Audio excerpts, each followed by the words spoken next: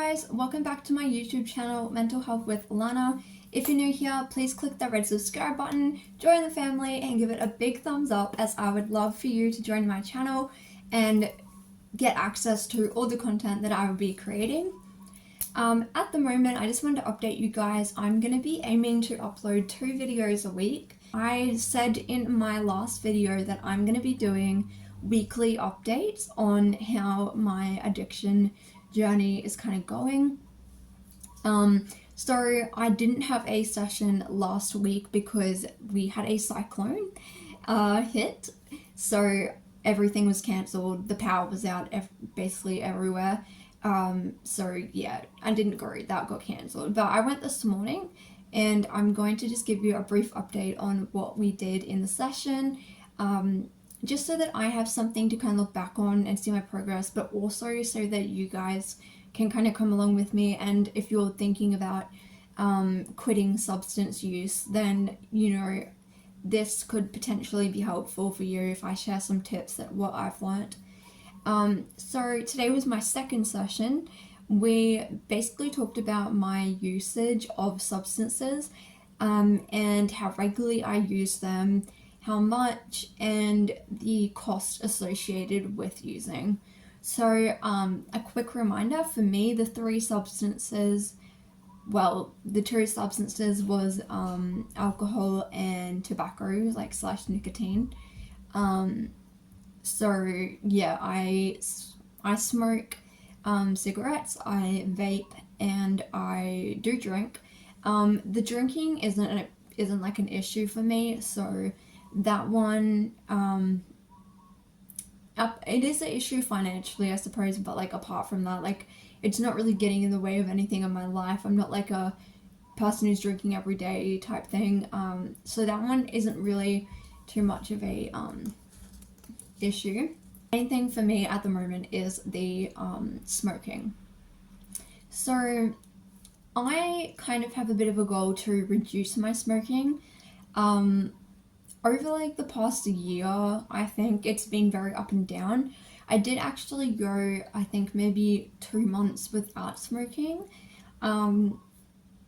but after those 2 months, I had some situations come up that were quite stressful, and just like life things. I'm not very good at handling stress. I don't know if I said that in another video, but stress for me is a really big trigger of all my illnesses. I suppose because I do want to reduce some of these behaviors, eventually I do want to stop smoking, but at this point I think it might be better to just gradually reduce it.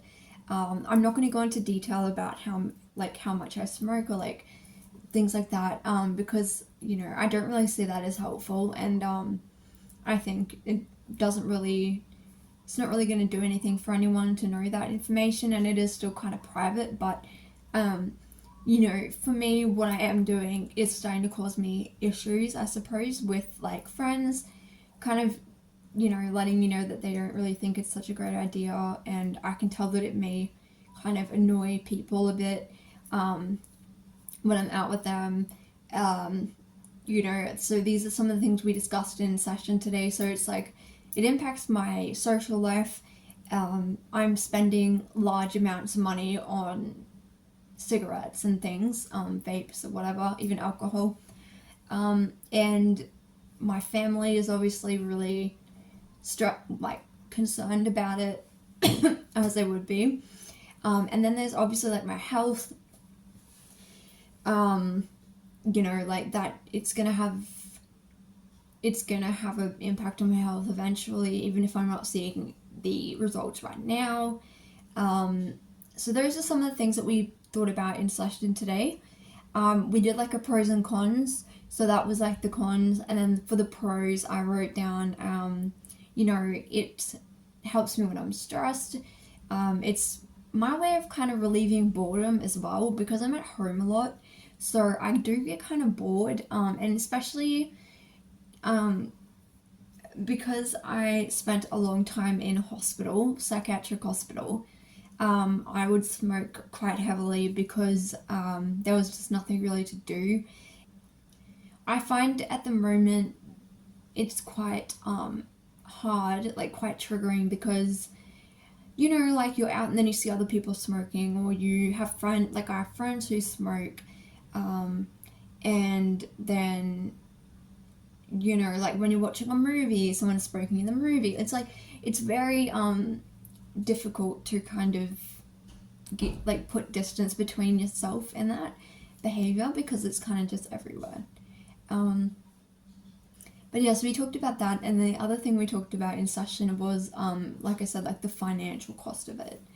Um, and then we set some goals at the end. So the main goal that we set um, was to reduce my smoking. So I initially said I wanted to reduce it by half, but the counselor said that maybe that setting us really specific goal like that wouldn't maybe be the best idea, because then if you don't reach that goal, he said that you know it can make you kind of spiral back into the behavior even more. And he said it might be better to set a goal, like we wrote down, within the next 6 months, I'd like to reduce my smoking. Instead of saying I like to reduce it by half, he was kind of saying make it a bit broad, and that gives you some space to kind of like work on it to make it a bit more realistic. Because when we looked at like what, like how much I was smoking and like how long I've been smoking and stuff like that, he was like, you know, obviously like you can do it, but it's going to be very difficult, he said. He was just very like real about it, and I think that was important, because I think a lot of the times people underestimate how hard it is to actually reduce these like behaviors, because they are chemicals, they are addictions. And something he also said that was quite interesting was that all these psychiatric meds I'm taking, obviously they're prescribed, but they're still drugs at the end of the day. And he said that they're interacting with the nicotine, with the tobacco, with all the chemicals that are in those other things.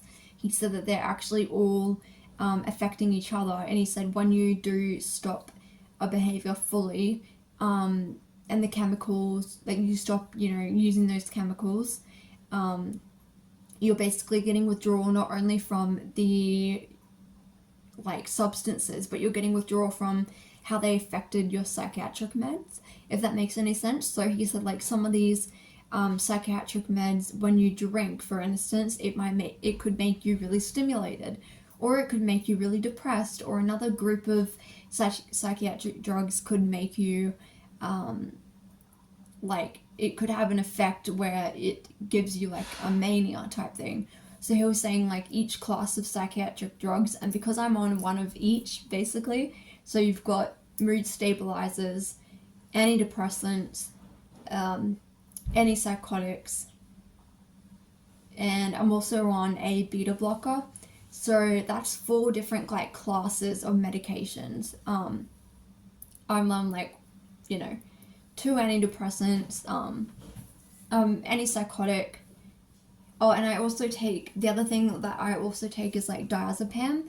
Not daily, but I do take it quite frequently, and like the effects of benzodiazepines are lowered when you drink. So, but he gave me a bunch of information. He emailed it to me over like with after our last session, and it had all the different psychiatric drug classes and how they can interact with nicotine, tobacco, you know, alcohol, and like what the effects are and stuff like that. Basically, today's session was really just looking at my usage of the, you know, drugs, which is actually quite difficult because I'm not very good at math. And I mean, he did all the calculations, but just like a lot of these things like I just do without thinking, like with the vaping and smoking. It's like, oh yeah, I go out for a smoke. Like I'm not sitting there counting how many smokes I've had that day, you know what I mean? And some days are worse than others. Some days I might not even have many. Like it really just depends on everything, like what I'm feeling, how my week is going, you know, like stuff like that. And also it was kind of anxiety provoking because I had to kind of realize how much money I was spending on these things, and that was like, oh, I tend to not think about that. They don't recommend you quit cold turkey really of anything, of any drug or any really negative behavior. He said that they, like medically, they don't recommend it. Within like psychology and stuff, like they don't recommend it, and he said it just doesn't generally work. He said it's a very small amount of people that can actually quit cold turkey and then stay like that. He said that it's probably best to reduce your usage gradually. And obviously, like, this is only my second session, so I haven't even learnt really any skills to kind of help me replace this behavior. And like, I'm doing that Addictions Day program, so I've had 2 sessions so far. And we've only just started this session, like we've only just started the content, so we haven't really learnt too much in that either. So I think from now on I may just, kind of reduce my usage like we put in as the goal. So within the next 6 months I would like to reduce my usage, and then eventually my long-term goal is to stop smoking and vaping. The alcohol I will probably still continue using, but I think I will maybe try to limit the amount that I drink when I do go out. I really hope that you enjoyed this, and that maybe you got something out of it.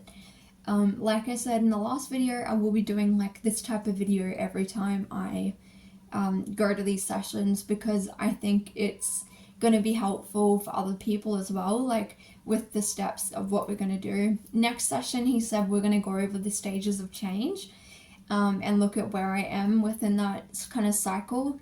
And then we're going to also look at how we're going to get to that goal, and like maybe some strategies of what I can put in place.